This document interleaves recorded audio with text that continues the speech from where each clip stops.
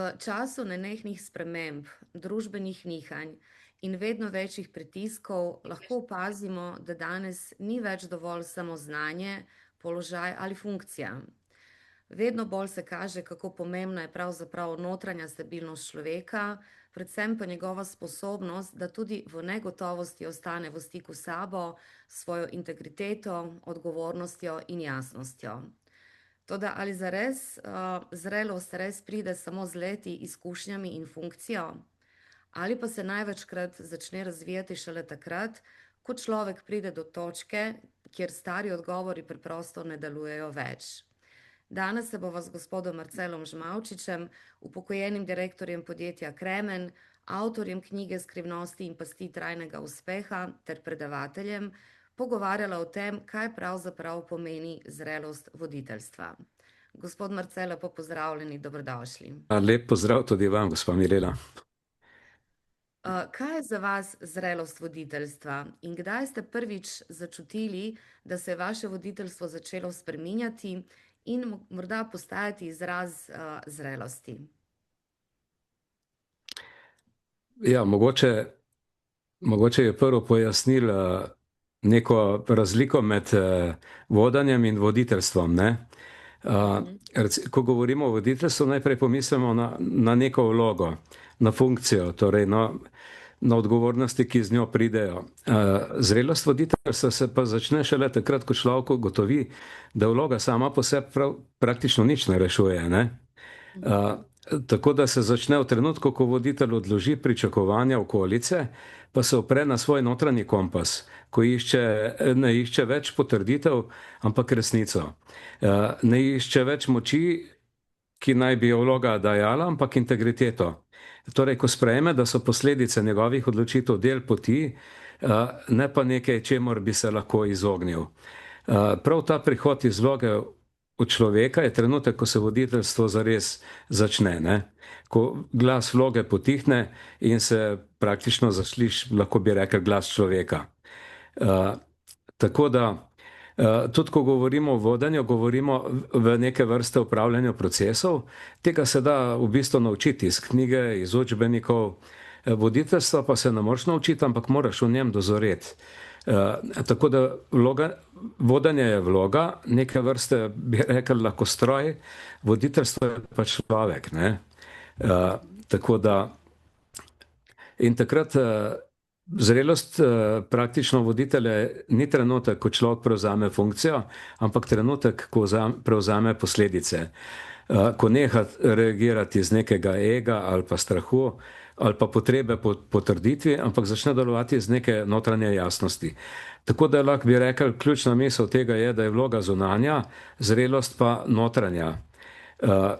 Moja osebna izkušnja pa je bila prvič, sem to začutil že kmalu na začetku vodenja podjetja, ko sem ugotovil, da ni denarja, da so računi blokirani, da ne vem, če bomo uspeli izplačati plače, da nam je banka že obrnila hrbet, da se govori o stavki. Takrat sem prvič razumel, da vloga sama po sebi ne reši ničesar, ne? Rešiti mora človek. Tako da tudi razlika med vlogo in zrelostjo je, vloga daje neka pooblastila, zrelost pa daje kompas. Vloga govori glasno, zrelost pa resnično. Vloga išče rezultate, zrelost pa resnico. To so te nekje. In če pogledam to še iz lastnih izkušenj, je bil to trenutek, ko sem moral sprejeti odločitev, ki niti zdaleč ni bila popularna, ampak zame takrat edina pravilna. Takrat sem moral v bistvu reči ne, čeprav je okolica pričakovala ja. Če mi dovolite, na kratko povem zgodbo o odločitvi glede naših plač. Torej, to je bilo takrat, ko smo po razpadu Jugoslavije smo izgubili 59% tržišča in smo bili verjetno že z obema nogama skoraj v stečaju, tako da ni bilo druge, kot da smo morali poseči tudi v plače, ali pa bi podjetje enostavno propadlo. In ko sem sodelavcem na sestanku delavskega sveta in sindikata pojasnil, v kakšni situaciji smo, sem jih prosil za sklep, s katerim bi podprli 20% znižanje vseh plač, od prve do zadnje, ampak so me v bistvu brez besed le debelo gledali. Povedal sem jim, da bomo šli v stečaj, če tega ne naredimo. Vprašali so, ali je znižanje plač zagotovilo, da preživimo. Povedal sem, da žal tudi to ni zagotovilo, zagotavljam pa, da če tega ne naredimo, se propadu podjetja zagotovo ne bomo mogli izogniti. Da nimamo niti teoretične možnosti preživeti. Sindikat in delavski svet je zahteval odmor in po odmoru mi je predsednik delavskega sveta sporočil: če se je izračunal, da je potrebno 20% znižanje plač, to pomeni, da nas je ta trenutek okoli 20% preveč, pripravi se z nami, najprej odpusti 20% zaposlenih, če pa še potem ne bo šlo, se bomo pogovarjali o znižanju plač.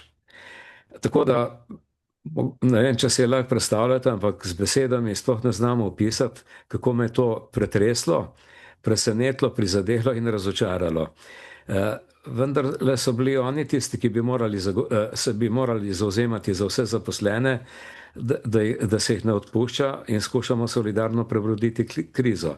Če bi tak predlog predlagal jaz, bi bilo v bistvu to precej bolj razumljivo, ampak na kaj takega jaz tudi v sanjah ne bi pomislil. Ker sem poznal večino zaposlenih, njihove otroke, tudi njihove starše, zato sem jim odgovoril: svojim stališčem ste me skrajno presenetili in prizadeli, moram povedati, da kaj takega od vas niti v sanjah ne bi pričakoval. Jaz odpuščam ne bom. Če bo treba to storiti, boste morali za direktorja poiskati nekoga drugega. No, potem je nastala tišina, ampak po daljšem premisleku sem nadaljeval. No, na odpuščanje sem pripravljen, če lahko dam na spisek 2 člana delavskega sveta od 7 in enega predstavnika sindikata.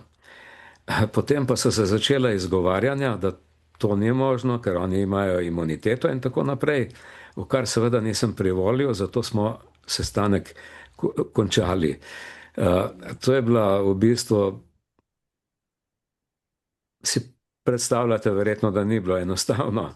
No, v knjigi poudarjam, da je zrelost pravzaprav prehod iz reaktivnega stanja, ko nas vodijo dogodki, v kreativno stanje, ko mi sami vodimo odziv na dogodke.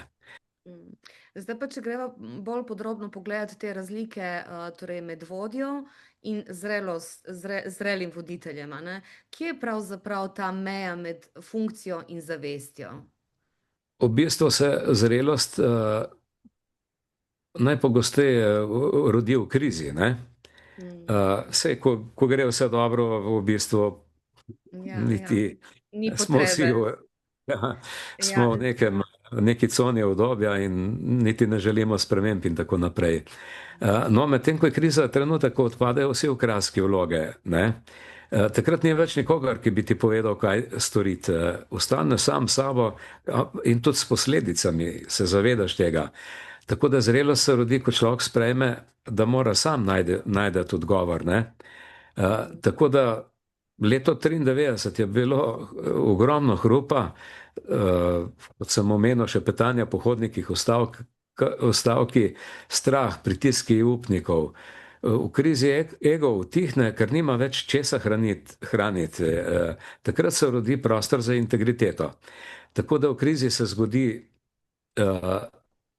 tisto, kar imenujemo prebijanje osebnih omejitev, ne? Dokler stvari gladko tečejo, kot sem že omenil, smo v coni obdobja. Odgovore imamo v nekih priročnikih ali pa pri svetovalcih, ko pa pride situacija, kjer so računi blokirani in so vsi pametni na sveti izčrpani, ostane sam. To je trenutek neke vrste eksistencialne samote. Tako da v tišini v bistvu prepoznaš ta notranji kompas, da ne bo nihče prišel in te rešil, in takrat se zgodi preskok. Ugotoviš, da si ti sam tisti odgovor, ki ga iščeš, ne? Takrat odpadejo maske, Takrat sem spoznal, da zrelost ni v tem, da spoznaš vse odgovore, ampak v tem, da imaš pogum delovati, ko ni odgovorov. Tako da kriza nas prisili, na mesto knjige pogledamo v svoj notranji kompas, tisti del, ki ga v knjigi opisujem kot vir naše prave moči. Kako prepoznati notranji kompas in kako ločiti resnico od hrupa, ne? Tako da ta notranji kompas ni le bežen občutek ali pa trenutna želja, pač pa globoko umirjena modrost, ki nastane, ko se naše izkušnje srečajo z našo integriteto. Je sposobnost, da sredi hrupa slišiš tisto, kar je res, pa čeprav je še tako neprijetno. Tako da zrel voditelj mora znati ločiti med hrupom in med resnico, med strahom in integriteto, med tem, kar želi okolica in med tem, kar je prav.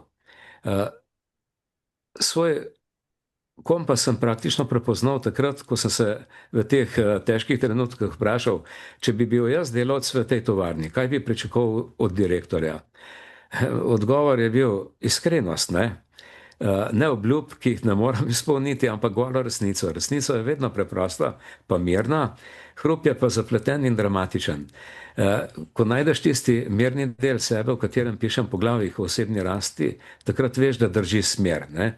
In odločitev o znižanju plače je bila dolgoročno pravilna, kratkoročno pa izjemno boleča. Gospod Marcel, kateri znaki razkrivajo, kdaj voditelja vodi strah in kdaj integriteta?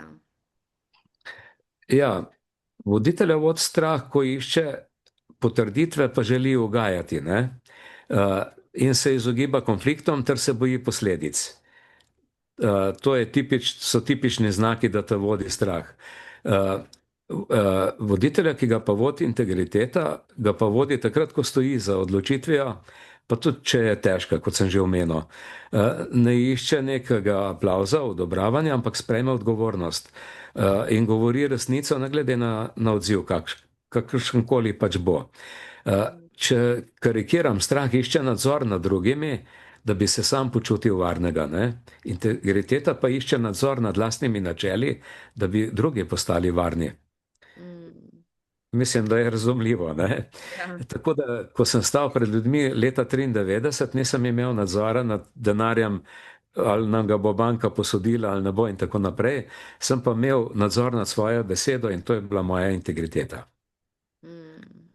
Kako pa danes, po vseh letih izkušenj in kriz, ki ste jih dajali skozi podjetje Kremen, kako razumete danes odgovornost?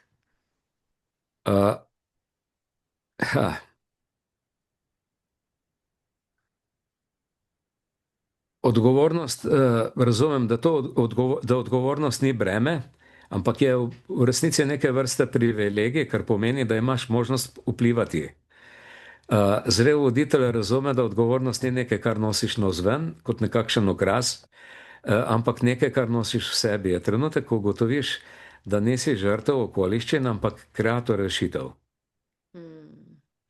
In za konec morda še, kaj bi danes rekli voditelju, ki šele vstopa v neke bolj zahtevne sisteme, mogoče ena misel, ki bi mu lahko skrajšala pot dozorevanja, če je to sploh možno? Ja, jaz bi rekel, da naj ne išče vloge, ki smo jo omenjala, ampak naj išče resnico. Vloga pride sama, ko postaneš človek, ki je kos.